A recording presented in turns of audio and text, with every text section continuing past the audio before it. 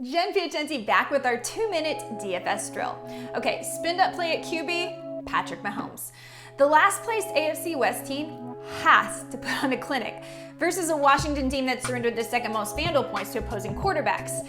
Spin down on the other side of this, Taylor Heineke. Let's face it, Kansas City's D stinks. In fact, they're the only defense that has surrendered more points to opposing quarterbacks than Washington football team. Pair Heineke with McLaurin or value Adam Humphries, who caught 3 of his 5 targets last week for 73 yards. He's only 5,000.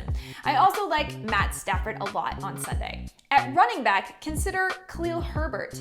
He's the last man standing in Chicago, and last week he out-touched Damian Williams 34-31, and he had 18 carries for 75 yards. He should have the backfield mostly to himself, and he's a bargain at 5,500.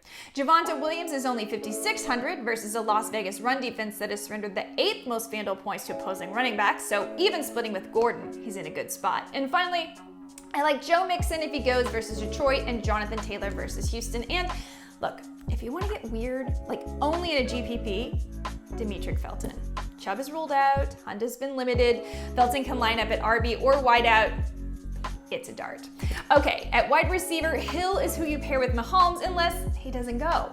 Then I like a value Mecole Hardman, and I'm looking to Brandon Cooks for Houston. Did you realize the Colts have surrendered the most touchdowns this year to opposing wide receivers? Cooks is only 6,500.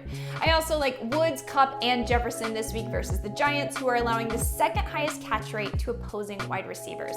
And finally, at tight end, if no Tyreek Hill, Travis Kelce will be a target monster and will probably find the end zone twice.